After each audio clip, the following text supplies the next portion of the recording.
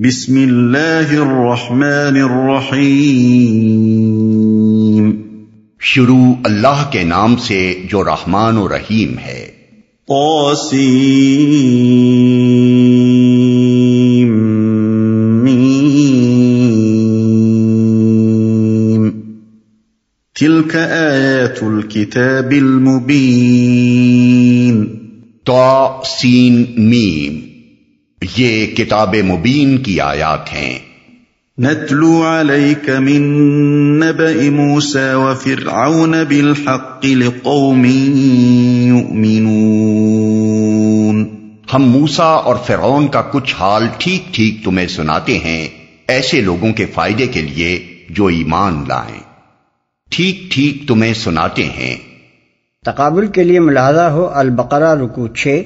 الاعراف رکوع 13 تا 16،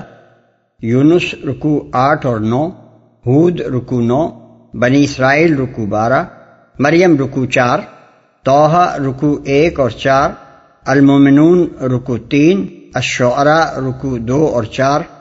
النمل رکوع 1، العنکبوت رکوع 4، المؤمن رکوع 3 اور 5، الزخرف رکوع 5، الدخان رکوع 1، الزاریات رکوع 2، النازعات رکوع 1۔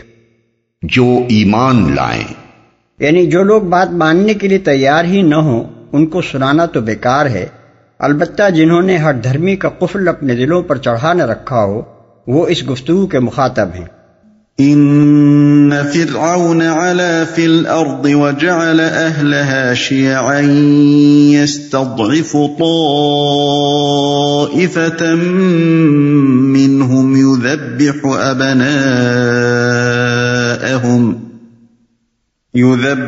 ابناءهم ويستحيي نساءهم انه كان من المفسدين۔ واقعہ یہ ہے کہ فرعون نے زمین میں سرکشی کی اور اس کے باشندوں کو گروہوں میں تقسیم کر دیا۔ ان میں سے ایک گروہ کو وہ ذلیل کرتا تھا، اس کے لڑکوں کو قتل کرتا اور اس کی لڑکیوں کو جیتا رہنے دیتا تھا۔ فی الواقع وہ مفسد لوگوں میں سے تھا۔ فرعون نے زمین میں سرکشی کی۔ اصل میں لفظ علا فی الارض استعمال ہوا ہے، جس کا مطلب یہ ہے کہ اس نے زمین میں سر اٹھایا، باغیانہ روش اختیار کی، اپنی اصل حیثیت یعنی بندگی کے مقام سے اٹھ کر خود مختاری اور خداوندی کا روپ دھار لیا، ماتحت بن کر رہنے کے بجائے بالادست بن بیٹھا اور جبار و متکبر بن کر ظلم ڈھانے لگا۔ گروہوں میں تقسیم کر دیا، یعنی اس کی حکومت کا قاعدہ یہ نہ تھا کہ قانون کی نگاہ میں ملک کے سب باشندے یکساں ہوں اور سب کو برابر کے حقوق دیے جائیں، بلکہ اس نے تمدن و سیاست کا یہ طرز اختیار کیا کہ ملک کے باشندوں کو گروہوں میں تقسیم کیا جائے، کسی کو مراعات و امتیازات دے کر حکمران گروہ ٹھہرایا جائے اور کسی کو محکوم بنا کر دبایا اور پیسا اور لوٹا جائے۔ یہاں کسی کو یہ شبہ لاحق نہ ہو کہ اسلامی حکومت بھی تو مسلم اور ذمی کے درمیان تفریق کرتی ہے اور ان کے حقوق و اختیارات ہر حیثیت سے یکساں نہیں رکھتی۔ یہ شبہ اس لیے غلط ہے کہ اس فرق کی بنیاد فرعونی تفریق کے برعکس نسل، رنگ، زبان یا طبقاتی امتیاز پر نہیں ہے، بلکہ اصول اور مسلک کے اختلاف پر ہے۔ اسلامی نظام حکومت میں ذمیوں اور مسلمانوں کے درمیان قانونی حقوق میں قطعاً کوئی فرق نہیں ہے، تمام تر فرق صرف سیاسی حقوق میں ہے، اور اس فرق کی وجہ اس کے سوا کچھ نہیں کہ ایک اصولی حکومت میں حکمران جماعت صرف وہی ہو سکتی ہے جو حکومت کے بنیادی اصولوں کی حامی ہو۔ اس جماعت میں ہر وہ شخص داخل ہو سکتا ہے جو اس کے اصولوں کو مان لے، اور ہر وہ شخص اس سے خارج ہو جاتا ہے جو ان اصولوں کا منکر ہو جائے۔ آخر اس تفریق میں اور اس فرعونی طرز تفریق میں کیا وجہ مشابہت ہے جس کی بنا پر محکوم نسل کا کوئی فرد کبھی حکمران گروہ میں شامل نہیں ہو سکتا، جس میں محکوم نسل کے لوگوں کو سیاسی اور قانونی حقوق تو درکنار بنیادی انسانی حقوق بھی حاصل نہیں ہوتے، حتیٰ کہ زندہ رہنے کا حق بھی ان سے چھین لیا جاتا ہے، جس میں محکوموں کے لیے کسی حق کی بھی کوئی ضمانت نہیں ہوتی۔ تمام فوائد و منافع اور حسنات و درجات صرف حکمران قوم کے لیے مختص ہوتے ہیں، اور یہ مخصوص حقوق صرف اسی شخص کو حاصل ہوتے ہیں جو حکمران قوم میں پیدا ہو جائے۔ لڑکیوں کو جیتا رہنے دیتا تھا۔ بائبل میں اس کی جو تشریح ملتی ہے وہ یہ ہے، تب مصر میں ایک نیا بادشاہ ہوا جو یوسف کو نہیں جانتا تھا۔ اور اس نے اپنی قوم کے لوگوں سے کہا کہ دیکھو اسرائیلی ہم سے زیادہ اور قوی ہو گئے ہیں، سو آؤ ہم ان کے ساتھ حکمت سے پیش آئیں، ایسا نہ ہو کہ جب وہ اور زیادہ ہو جائیں اور اس وقت جنگ چھڑ جائے تو وہ ہمارے دشمنوں سے مل کر ہم سے لڑیں اور ملک سے نکل جائیں۔ اس لیے انہوں نے ان پر بیگار لینے والے مقرر کیے جو ان سے سخت کام لے کر انہیں ستائیں، سو انہوں نے فرعون کے لیے ذخیرے کے شہر پتوم اور رامسس بنائے، اور مصریوں نے بنی اسرائیل پر تشدد کر کے ان سے کام کرایا، اور انہوں نے ان سے سخت محنت سے گارا اور اینٹ بنوا کر اور کھیت میں ہر قسم کی خدمت لے کر ان کی زندگی تلخ کی۔ ان کی سب خدمتیں جو وہ ان سے کراتے تھے تشدد کی تھیں۔ تب مصر کے بادشاہ نے عبرانی دائیوں سے باتیں کی اور کہا کہ جب عبرانی یعنی اسرائیلی عورتوں کے تم بچہ جناؤ اور ان کو پتھر کی بیٹھکوں پر بیٹھی دیکھو تو اگر بیٹا ہو تو اسے مار ڈالنا اور اگر بیٹی ہو تو وہ جیتی رہے۔ خروج باب 1 آیت 8 اور 16۔ اس سے معلوم ہوا کہ حضرت یوسف علیہ السلام کا دور گزر جانے کے بعد مصر میں ایک قوم پرستانہ انقلاب ہوا تھا، اور قبطیوں کے ہاتھ میں جب دوبارہ اقتدار آیا تو نئی قوم پرست حکومت نے بنی اسرائیل کا زور توڑنے کی پوری کوشش کی تھی۔ اس سلسلے میں صرف اتنے ہی پر اکتفا نہ کیا گیا کہ اسرائیلیوں کو ذلیل و خوار کیا جاتا اور انہیں ادنا درجے کی خدمات کے لیے مخصوص کر لیا جاتا، بلکہ اس سے آگے بڑھ کر یہ پالیسی اختیار کی گئی کہ بنی اسرائیل کی تعداد گھٹائی جائے اور ان کے لڑکوں کو قتل کر کے صرف ان کی لڑکیوں کو زندہ رہنے دیا جائے، تاکہ رفتہ رفتہ ان کی عورتیں قبطیوں کے تصرف میں آتی جائیں اور ان سے اسرائیل کے بجائے قبطی نسل پیدا ہو۔ تلمود اس کی مزید تفصیل یہ دیتی ہے کہ حضرت یوسف علیہ السلام کی وفات پر 1 صدی سے کچھ زیادہ مدت گزر جانے کے بعد یہ انقلاب ہوا تھا۔ وہ بتاتی ہے کہ نئی قوم پرست حکومت نے پہلے تو بنی اسرائیل کو ان کی زرخیز زمینوں اور ان کے مکانات اور جائیدادوں سے محروم کیا، پھر انہیں حکومت کے تمام مناصب سے بے دخل کیا۔ اس کے بعد بھی جب قبطی حکمرانوں نے محسوس کیا کہ بنی اسرائیل اور ان کے ہم مذہب مصری کافی طاقتور ہیں تو انہوں نے اسرائیلیوں کو ذلیل و خوار کرنا شروع کیا اور ان سے سخت محنت کے کام قلیل معاوضوں پر یا بلا معاوضہ لینے لگے۔ یہ تفسیر ہے قرآن کے اس بیان کی کہ مصر کی آبادی کے ایک گروہ کو وہ ذلیل کرتا تھا، اور سورہ بقرہ میں اللہ تعالیٰ کے اس ارشاد کی کہ آل فرعون بنی اسرائیل کو سخت عذاب دیتے تھے، یسومونکم سوء العذاب۔ مگر بائبل اور قرآن دونوں اس ذکر سے خالی ہیں کہ فرعون سے کسی نجومی نے یہ کہا تھا کہ بنی اسرائیل میں ایک لڑکا پیدا ہونے والا ہے جس کے ہاتھوں فرعونی اقتدار کا تختہ الٹ جائے گا، اور اسی خطرے کو روکنے کے لیے فرعون نے اسرائیل کے لڑکوں کو قتل کرنے کا حکم دیا تھا۔ یا فرعون نے کوئی خوفناک خواب دیکھا تھا اور اس کی تعبیر یہ دی گئی تھی کہ ایک لڑکا بنی اسرائیل میں ایسا اور ایسا پیدا ہونے والا ہے۔ یہ افسانہ تلمود اور دوسری اسرائیلی روایات سے ہمارے مفسرین نے نقل کیا ہے۔ ملاحظہ ہو جیوش انسائکلوپیڈیا مضمون موسیٰ اور دی تالمود سلیکشنز صفحہ 123 اور 124۔ وَنُرِيدُ أَن نَّمُنَّ عَلَى الَّذِينَ اسْتُضْعِفُوا فِي الْأَرْضِ وَنَجْعَلَهُمْ أَئِمَّةً وَنَجْعَلَهُمُ الْوَارِثِينَ وَنُمَكِّنَ لَهُمْ فِي الْأَرْضِ وَنُرِيَ فِرْعَوْنَ وَهَامَانَ وَجُنُودَهُمَا مِنْهُمْ مَا كَانُوا يَحْذَرُونَ۔ اور ہم یہ ارادہ رکھتے تھے کہ مہربانی کریں ان لوگوں پر جو زمین میں ذلیل کر کے رکھے گئے تھے اور انہیں پیشوا بنا دیں اور انہی کو وارث بنائیں اور زمین میں ان کو اقتدار بخشیں اور ان سے فرعون و حامان اور ان کے لشکروں کو وہی کچھ دکھلا دیں جس کا انہیں ڈر تھا، انہیں پیشوا بنا دیں، یعنی انہیں دنیا میں قیادت اور رہنمائی کا مقام عطا کریں، انہی کو وارث بنائیں، یعنی ان کو زمین کی وراثت بخشیں اور وہ حکمران و فرمانروا ہوں۔ فرعون و حامان۔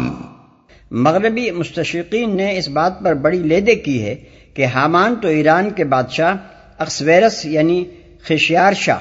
یعنی زیرکسس کے دربار کا ایک امیر تھا، اور اس بادشاہ کا زمانہ حضرت موسیٰ علیہ السلام کے سینکڑوں برس بعد 486 اور 465 قبل مسیح میں گزرا ہے، مگر قرآن نے اسے مصر لے جا کر فرعون کا وزیر بنا دیا۔ ان لوگوں کی عقل پر تعصب کا پردہ پڑا ہوا نہ ہو تو یہ خود غور کریں کہ آخر ان کے پاس یہ یقین کرنے کے لیے کیا تاریخی ثبوت موجود ہے کہ اخسویرس کے درباری حامان سے پہلے دنیا میں کوئی شخص کبھی اسلام کا نہیں گزرا ہے۔ جس فرعون کا یہ ذکر یہاں ہو رہا ہے اگر اس کے تمام وزراء اور عمراء اور اہل دربار کی کوئی مکمل فہرست بالکل مستند ذریعے سے کسی مستشرق صاحب کو مل گئی ہے جس میں حامان کا نام مفقود ہے تو وہ اسے چھپائے کیوں بیٹھے ہیں؟ انہیں اس کا فوٹو فوراً شائع کر دینا چاہیے، کیونکہ قرآن کی تکذیب کے لیے اس سے زیادہ مؤثر ہتھیار انہیں کوئی اور نہ ملے گا۔ وَأَوْحَيْنَا إِلَىٰ أُمِّ مُوسَىٰ أَنْ أَرْضِعِيهِ فَإِذَا خِفْتِ عَلَيْهِ فَأَلْقِيهِ فِي الْيَمِّ وَلَا تَخَافِي وَلَا تَحْزَنِي إِنَّا رَادُّوهُ إِلَيْكِ وَجَاعِلُوهُ مِنَ الْمُرْسَلِينَ۔ ہم نے موسیٰ کی ماں کو اشارہ کیا کہ اس کو دودھ پلا، پھر جب تجھے اس کی جان کا خطرہ ہو تو اسے دریا میں ڈال دے، اور کچھ خوف اور غم نہ کر، ہم اسے تیرے ہی پاس واپس لے آئیں گے اور اس کو پیغمبروں میں شامل کریں گے۔ ہم نے بیچ میں یہ ذکر چھوڑ دیا گیا ہے کہ انہی حالات میں ایک اسرائیلی والدین کے ہاں وہ بچہ پیدا ہو گیا جس کو دنیا نے موسیٰ علیہ السلام کے نام سے جانا۔ بائبل اور تلمود کے بیان کے مطابق یہ خاندان حضرت یعقوب علیہ السلام کے بیٹے لاوی کی اولاد میں سے تھا۔ حضرت موسیٰ علیہ السلام کے والد کا نام ان دونوں کتابوں میں عمرام بتایا گیا ہے۔ قرآن اسی کا تلفظ عمران کرتا ہے۔ موسیٰ علیہ السلام کی پیدائش سے پہلے ان کے ہاں 2 بچے ہو چکے تھے۔ سب سے بڑی لڑکی مریم یعنی مریم نامی تھی، جن کا ذکر آگے آ رہا ہے۔ ان سے چھوٹے حضرت ہارون علیہ السلام تھے۔ غالباً یہ فیصلہ کہ بنی اسرائیل کے ہاں جو بیٹا پیدا ہو اسے قتل کر دیا جائے حضرت ہارون علیہ السلام کی پیدائش کے زمانے میں نہیں ہوا تھا، اس لیے وہ بچ گئے۔ پھر یہ قانون جاری ہوا اور اس خوفناک زمانے میں تیسرے بچے کی پیدائش ہوئی۔ پیغمبروں میں شامل کریں گے، یعنی پیدا ہوتے ہی دریا میں ڈال دینے کا حکم نہ تھا، بلکہ ارشاد یہ ہوا کہ جب تک خطرہ نہ ہو بچے کو دودھ پلاتی رہو۔ جب راز فاش ہوتا نظر آئے اور اندیشہ ہو کہ بچے کی آواز سن کر یا اور کسی طرح دشمنوں کو اس کی پیدائش کا علم ہو جائے گا، یا خود بنی اسرائیل ہی میں سے کوئی کمینہ آدمی مخبری کر بیٹھے گا، تو بے خوف و خطر اسے ایک تابوت میں رکھ کر دریا میں ڈال دینا۔ بائبل کا بیان ہے کہ پیدائش کے بعد 3 مہینے تک حضرت موسیٰ علیہ السلام کی والدہ ان کو چھپائے رہیں۔ تلمود اس پر اضافہ کرتی ہے کہ فرعون کی حکومت نے اس زمانے میں جاسوس عورتیں چھوڑ رکھی تھیں جو اسرائیلی گھروں میں اپنے ساتھ چھوٹے چھوٹے بچے لے جاتی تھیں اور وہاں کسی نہ کسی طرح ان بچوں کو رلا دیتی تھی، تاکہ اگر کسی اسرائیلی نے اپنے ہاں کوئی بچہ چھپا رکھا ہو تو وہ بھی دوسرے بچے کی آواز سن کر رونے لگے۔ اس نئے طرز جاسوسی سے حضرت موسیٰ علیہ السلام کی والدہ پریشان ہو گئیں اور انہوں نے اپنے بچے کی جان بچانے کے لیے پیدائش کے 3 مہینے بعد اسے دریا میں ڈال دیا۔ اس حد تک دونوں کتابوں کا بیان قرآن کے مطابق ہے، اور دریا میں ڈالنے کی کیفیت بھی انہوں نے وہی بتائی ہے جو قرآن میں بتائی گئی ہے۔ سورہ طٰہٰ میں ارشاد ہوا ہے اقذفیہ فی التابوت فاقذفیہ فی الیم، یعنی بچے کو ایک تابوت میں رکھ کر دریا میں ڈال دے۔ اسی کی تائید بائبل اور تلمود بھی کرتی ہیں۔ ان کا بیان ہے کہ حضرت موسیٰ علیہ السلام کی والدہ نے سرکنڈوں کا ایک ٹوکرا بنایا اور اسے چکنی مٹی اور رال سے لیپ کر پانی سے محفوظ کر دیا، پھر اس میں حضرت موسیٰ علیہ السلام کو لٹا کر دریائے نیل میں ڈال دیا۔ لیکن سب سے بڑی بات جو قرآن میں بیان کی گئی ہے اس کا کوئی ذکر اسرائیلی روایات میں نہیں ہے، یعنی یہ کہ حضرت موسیٰ علیہ السلام کی والدہ نے یہ کام اللہ تعالیٰ کے اشارے پر کیا تھا، اور اللہ تعالیٰ نے پہلے ہی ان کو یہ اطمینان دلا دیا تھا کہ اس طریقے پر عمل کرنے میں نہ صرف یہ کہ تمہارے بچے کی جان کو کوئی خطرہ نہیں ہے، بلکہ ہم بچے کو تمہارے پاس ہی پلٹا لائیں گے، اور یہ کہ تمہارا یہ بچہ آگے چل کر ہمارا رسول ہونے والا ہے۔ فَالْتَقَطَهُ آلُ فِرْعَوْنَ لِيَكُونَ لَهُمْ عَدُوًّا وَحَزَنًا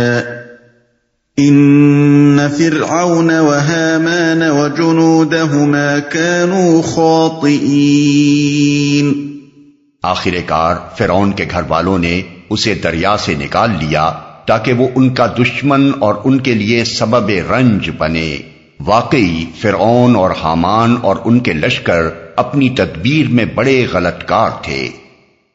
سبب رنج بنے۔ یہ ان کا مقصد نہ تھا، بلکہ یہ ان کے اس فعل کا انجام مقدر تھا۔ وہ اس بچے کو اٹھا رہے تھے جس کے ہاتھوں آخر کار انہیں تباہ ہونا تھا۔ وقالت امرأة فرعون قرة عين لي ولك لا تقتلوه عسى أن ينفعنا لا تقتلوه عسى أن ينفعنا أو نتخذه ولدا وهم لا يشعرون۔ فرعون کی بیوی نے اس سے کہا، یہ میرے اور تیرے لیے آنکھوں کی ٹھنڈک ہے، اسے قتل نہ کرو، کیا عجب کہ یہ ہمارے لیے مفید ثابت ہو یا ہم اسے بیٹا ہی بنا لیں، اور وہ انجام سے بے خبر تھے، اسے بیٹا ہی بنا لیں۔ اس بیان سے جو صورت معاملہ صاف سمجھ میں آتی ہے وہ یہ ہے کہ تابوت یا ٹوکرا دریا میں بہتا ہوا جب اس مقام پر پہنچا جہاں فرعون کے محلات تھے تو فرعون کے خدام نے اسے پکڑ لیا اور لے جا کر بادشاہ اور ملکہ کے سامنے پیش کر دیا۔ ممکن ہے کہ بادشاہ اور ملکہ خود اس وقت دریا کے کنارے سیر میں مشغول ہوں اور ان کی نگاہ اس ٹوکرے پر پڑی ہو اور انہی کے حکم سے نکالا گیا ہو۔ اس میں ایک بچہ پڑا ہوا دیکھ کر بآسانی یہ قیاس کیا جا سکتا تھا کہ یہ ضرور کسی اسرائیلی کا بچہ ہے، کیونکہ وہ ان محلوں کی طرف سے آ رہا تھا جن میں بنی اسرائیل رہتے تھے اور انہی کے بیٹے اس زمانے میں قتل کیے جا رہے تھے، اور انہی کے متعلق یہ توقع کی جا سکتی تھی کہ کسی نے بچے کو چھپا کر کچھ مدت تک پالا ہے اور پھر جب وہ زیادہ دیر چھپ نہ سکا تو اب اسے اس امید پر دریا میں ڈال دیا ہے کہ شاید اسی طرح اس کی جان بچ جائے اور کوئی اسے نکال کر پال لے۔ اسی بنا پر کچھ ضرورت سے زیادہ وفادار غلاموں نے عرض کیا کہ حضور اسے فوراً قتل کرا دیں، یہ بھی کوئی بچہ افعی ہی ہے، لیکن فرعون کی بیوی آخر عورت تھی اور بعید نہیں کہ بے اولاد ہو، پھر بچہ بھی بہت پیاری صورت کا تھا، جیسا کہ سورہ طٰہٰ میں اللہ تعالیٰ خود حضرت موسیٰ علیہ السلام کو بتاتا ہے کہ وَأَلْقَيْتُ عَلَيْكَ مَحَبَّةً مِّنِّي، یعنی میں نے اپنی طرف سے تیرے اوپر محبت ڈال دی تھی، یعنی تجھے ایسی موہنی صورت دی تھی کہ دیکھنے والوں کو بے اختیار تجھ پر پیار آ جاتا تھا۔ اس لیے اس عورت سے نہ رہا گیا اور اس نے کہا کہ اسے قتل نہ کرو بلکہ لے کر پال لو، یہ جب ہمارے ہاں پرورش پائے گا اور ہم اسے اپنا بیٹا بنا لیں گے تو اسے کیا خبر ہوگی کہ میں اسرائیلی ہوں، یہ اپنے آپ کو آل فرعون ہی کا ایک فرد سمجھے گا اور اس کی قابلیتیں بنی اسرائیل کے بجائے ہمارے کام آئیں گی۔ بائبل اور تلمود کا بیان ہے کہ وہ عورت جس نے حضرت موسیٰ علیہ السلام کو پالنے اور بیٹا بنانے کے لیے کہا تھا فرعون کی بیٹی تھی، لیکن قرآن صاف الفاظ میں اسے امرأۃ فرعون یعنی فرعون کی بیوی کہتا ہے، اور ظاہر ہے کہ صدیوں بعد مرتب کی ہوئی زبانی روایات کے مقابلے میں براہ راست اللہ تعالیٰ کا بیان ہی قابل اعتماد ہے۔ کوئی وجہ نہیں کہ خوامخواہ اسرائیلی روایات سے مطابقت پیدا کرنے کی خاطر عربی محاوروں و استعمال کے خلاف امرأۃ فرعون کے معنی فرعون کے خاندان کی عورت کیے جائیں۔ وَأَصْبَحَ فُؤَادُ أُمِّ مُوسَى فَارِغًا إِن كَادَتْ لَتُبْدِي بِهِ لَوْلَا أَن رَّبَطْنَا عَلَىٰ قَلْبِهَا لِتَكُونَ مِنَ الْمُؤْمِنِينَ۔ ادھر موسیٰ کی ماں کا دل اڑا جا رہا تھا، وہ اس کا راز فاش کر بیٹھتی اگر ہم اس کی ڈھارس نہ بندھا دیتے تاکہ وہ ہمارے وعدے پر ایمان لانے والوں میں سے ہو۔ وقالت لأخته قصيه فبصرت به عن جنب وهم لا يشعرون وحرمنا عليه المراضع من قبل فقالت هل أدلكم على أهل بيت يكفلونه لكم وهم له ناصحون۔ اس نے بچے کی بہن سے کہا اس کے پیچھے پیچھے جا، چنانچہ وہ الگ سے اس کو اس طرح دیکھتی رہی کہ دشمنوں کو اس کا پتہ نہ چلا، اور ہم نے بچے پر پہلے ہی دودھ پلانے والیوں کی چھاتیاں حرام کر رکھی تھیں۔ یہ حالت دیکھ کر اس لڑکی نے ان سے کہا میں تمہیں ایسے گھر کا پتہ بتاؤں جس کے لوگ اس کی پرورش کا ذمہ لیں اور خیر خواہی کے ساتھ اسے رکھیں، دشمنوں کو اس کا پتہ نہ چلا۔ یعنی لڑکی نے اس طریقے سے ٹوکرے پر نگاہ رکھی کہ بہتے ہوئے ٹوکرے کے ساتھ ساتھ وہ اس کو دیکھتی ہوئی چلتی بھی رہی اور دشمن یہ نہ سمجھ سکے کہ اس کا کوئی تعلق اس ٹوکرے والے بچے کے ساتھ ہے۔ اسرائیلی روایات کے مطابق حضرت موسیٰ علیہ السلام کی یہ بہن اس وقت 10-12 برس کی تھی۔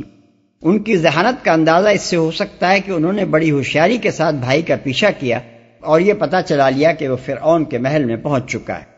چھاتیاں حرام کر رکھی تھی، یعنی فرعون کی بیوی جس انا کو بھی دودھ پلانے کے لیے بلاتی تھی بچہ اس کی چھاتی کو منہ نہ لگاتا تھا۔ خیر خواہی کے ساتھ اسے رکھیں۔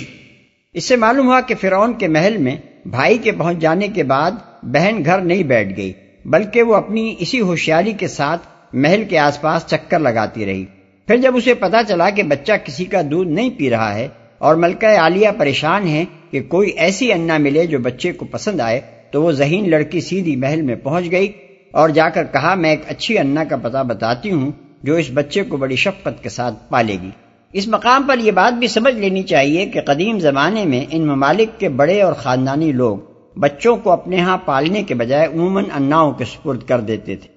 اور وہ اپنے ہاں ان کی پرورش کرتی تھیں۔ نبی صلی اللہ علیہ وسلم کی سیرت میں بھی یہ ذکر آتا ہے کہ مکے میں وقتاً فوقتاً اطراف و نواح کی عورتیں انا گیری کی خدمت کے لیے آتی تھیں اور سرداروں کے بچے دودھ پلانے کے لیے اچھے اچھے معاوضوں پر حاصل کر کے ساتھ لے جاتی تھیں۔ حضور صلی اللہ علیہ وسلم نے خود بھی حلیمہ سعدیہ کے ہاں صحرا میں پرورش پائی ہے۔ یہی طریقہ مصر میں بھی تھا۔ اسی بنا پر حضرت موسیٰ علیہ السلام کی بہن نے یہ نہیں کہا کہ میں ایک اچھی انا لا کر دیتی ہوں، بلکہ یہ کہا کہ میں ایسے گھر کا پتہ بتاتی ہوں جس کے لوگ اس کی پرورش کا ذمہ لیں گے اور اسے خیرخواہی کے ساتھ پالیں گے۔ فرددناه إلى أمه كي تقر عينها ولا تحزن ولتعلم أن وعد الله حق ولكن أكثرهم لا يعلمون۔